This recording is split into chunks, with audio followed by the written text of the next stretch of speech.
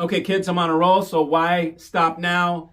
Welcome to the Mikey Show. I am going to go over the Florida Audio Show and my experience there that was with Audio Note UK. Okay, I met Peter Q. This is the guy who is the founder. Gray-haired dude sitting off to the side, beard, crossed legs, just sitting all chilled. I'm like, I know an owner when I see an owner. I'm like, that guy's the owner. I came over and sit next to him and I said, is that the condo? Because we're listening to an amp that's a dual 211. Was it 8? It was 211s. And he says, no, it's not a condo. Like, you dumbass. He said, but he didn't. He was very gracious. He said, no, condo was a guy, And I was like, oh shit, I thought the condo was a model, okay? Shows how Ongaku, I guess was the model or whatever. Audio Note, and I asked him and he said, no, Kondo was a guy. He's a Japanese dude. I'm like, okay, makes sense. Kondo-san was a dude and they worked together, okay? And then they had a falling out, whatever, and I don't know the story, and I'm not even attempting to say it. So you can correct me all you want, whatever. The bottom line was they split. Kondo went off and then they had legal problems because they were trying to use all this bullshit with trademarks and trade names and that kind of crap. So Audio Note Japan or Kondo Audio or whatever was Kondo-san, and I don't even think he's still with us. He may be still alive. I think maybe he passed. But Audio Note UK was the continuation of Audio Note. They held all the IP and what have you. Now, I don't care really so much about the story other than the main point was Kondo was a Japanese dude, Kondo-san, that split off from Audio Note and started his own thing. So that's how it became two different names, was because one guy split off. Okay, so I'm talking to the guy who is UK. He's a Danish guy from UK, Peter Q. I'm not even going to try and say his last name because I can't remember it and it's hard to pronounce. If you say it, I could repeat it, but nonetheless. Okay, here's a dude that I loved within 3 minutes of talking to this guy. I'm like, first of all, because I made a total error in asking about the condo thing, he recognized I knew nothing and he was gracious to me. First checkpoint on I like this guy. He didn't make me feel like an idiot for not knowing. He was gracious about it. Next, he told me more about the brand. I asked him what's Audio Note? Okay, go into the brand. Tell me more about what makes you guys the shit, right? Because it's always been this mystique, Audio Note. It's this brand that seems so highbrow and so like black tie. It's super ultra expensive and all this stuff. Well, he starts to explain to me. Talk about OCD. I'm OCD hi-fi guy. I'm not shit compared to OCD level. This guy is. They make their own freaking, down to their own resistors in their, not only do they make their own gear, they make their own wire, they make their own resistors, their own capacitors, their own, everything is made in-house in that component, all the way down to the freaking resistor, because that's how particular he is about getting it done right. He makes his own freaking resistors. I'm like, mad respect. Okay, I get it. Wow. Like, that's heavy duty. There is no other brand. He made it clear. There's no other brand that makes the stuff all the way down to their resistors. We are the only one. The more he talked about the brand and how it was done and how they designed things with excellence as their prime directive. There is no corner cut with Audio Note. If it costs more to do it, to make it the best, they make it the best. Okay, and this is in the words of Peter. I'm just telling you what I learned from him. This is not my opinion. This is what I learned from him. So they spare no expense in making it the very best, okay? All the way through the whole components and everything like that. We're playing music and stuff like that. In fact, I was talking to him to the point where he said, come, let's talk. We went into the room, okay, adjacent to the demo room, which is the beds and where they put the boxes and stuff.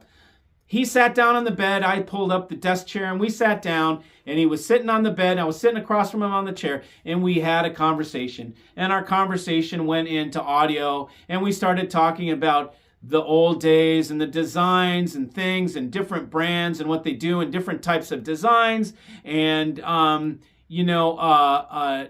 and by the time we were done, I'm like, give me your phone number, dude. I'm keeping in touch. When I come to Great Britain, we'll hang out. Like, this is somebody that, and I understood that which is audio note by the time I was done. Now, there was a little part that I didn't understand about him because I left. I said goodbye. We shook hands. I left. I was like, I really like this guy. He is on his own wave. And he's doing his own thing. Remember how I told you in the other video about people I like that do their own thing, that are very much individualistic and have an expression of their own that is different than any other, and they stand by it. They have convictions in their expression. Tim DiPervincini, another great man. Mark Levinson, another great man. Jeff Rowland, Andreas Koch. I love these people, right? This guy, I just put in my quiver of cool people in the industry that I like, that are on, that I'm into. Peter Q fit right into the family. I'm like, I like this dude. Okay, I left. I came back later because they were playing again jazz and all this polite shit, right? I come back in at the end of the show, near the end of the show, last day, Sunday. I come in, hey, Peter. And what I was doing on the last day is going back to the rooms that I thought were good. I wanted to make sure they were killer. Go back to the rooms that I liked. Make sure the ones that I didn't go back to the ones I didn't like, but I wanted to visit just to get a second check on Grandi Note, second check on Audio Note. Now, I go into Audio Note and I say to him, just like I said to Angela when I went back the second time for her room, I said, can I listen to some rock music? He said, what kind of rock music? They always say that. What do you want to hear? I said, how about some Beatles? I think I'm being nice to this guy because it's Audio Note, right? This black tie thing. He says, that's not hard enough. How about some Rage Against the Machine? I was like, did you just say Rage Against the Machine? Yes, I said Rage Against the Machine. I said, well, hell yes, play Rage Against the Machine, dude. He goes, all right. So he throws on Killing in the Name of, or whatever, that sound. Dun, dun, I love that song. It is such a rebellious fuck you song that I love it because it exemplifies such a feeling that we all can relate to. I would think we all can relate to, but at least us black sheep mofos can relate to, is that flipping the bird to the establishment. And it's a total anti-establishment song. So I love that. And this guy was straight on point, and he played it. Peter did. And he's digging it, and he's bopping his head. I'm like, dude, this guy's like mid-70s, and this guy's a rebel, man. I'm recognizing my same vibe. I'm recognizing my same people, a family, a brother. I'm like, I love this dude already. He's playing this. And he gets his guy who's running the room guy. And the room guy, he says, yeah, turn it up. The room guy, yeah. And Peter's saying, yeah, up a little more. Room guy we start playing the song. And it's playing at a good clip, okay? We hear it. I can't remember if it was during the song or during Tool. But Peter walked up, stood up, went over there, grabbed the knob, and just turned that shit up. He turned it up to a point I could not believe. He had, I don't know, were these 8-inch drivers? They're this big, okay, whatever this big is. And then it was a two-way. I'm thinking British, polite, like, all of a sudden, dude, he went supercharged Jaguar on my ass. He went Aston Martin on my ass. He turned it up so freaking loud that I could not believe those speakers were playing this heavy-ass rock at that level. Then he said, well, you like that? How about some Tool? We're like, dude, are you kidding me? He's like, I own all the Tool albums. Let me put this on. He puts on a Tool song. He's playing it at a clip that I can't believe is not distorted. It's playing so loud, and the speakers were so small in stature to me. They were like little, I was thinking these are little polite ass type Harbeth type British polite bullshit. Play them in your flat speakers. He's cranking this stuff at a level that I'm like, I can't believe it. Like I can't believe, like what's going on in here? He's playing Tool now, and he's jamming to it, and it's like I've got I'm like, my mind is like, it's short-circuiting. And Peter's probably enjoying he's loving it, man. This is his music. And I'm like, dude, this is giving me a paradigm shift. I'm mid-paradigm shift, right in the middle of this, realizing that Audio Note is a whole freaking trip. It's not just a other brand, man. And it's definitely not just British aristocracy. This is freaking Aston Martin, balls to the wall, 560 horsepower of supercharged freaking elegance. I'm like, I freaking love this shit. This is the same experience that happened to me with Jeff Rowland.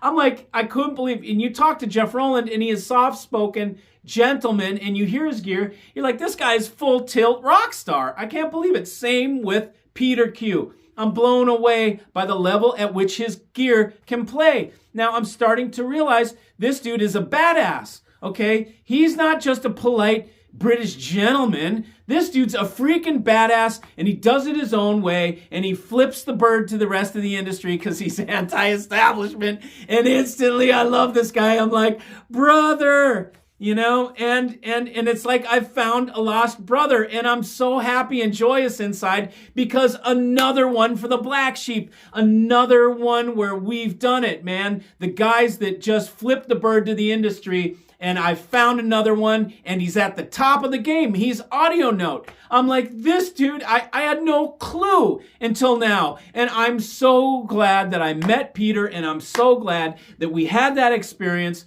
in that room. It changed the way, it changed my view of the industry for Audio Note. It changed my view of Audio Note. I have a complete respect for Audio Note now, which before I knew it was good shit, but the jury was out. I hadn't been able to assess it. Well, this time I was able to assess it. And I know I'm about ready to pop a vessel and all that shit. You know I could calm it down and be nice and gentle, and I could talk in a gentle voice, but that's not Mikey, right? I'm a wild hair dude, okay? So freaking relax already. I'm motivated, and I'm feeling it, and I'm sharing my feeling with you guys, okay?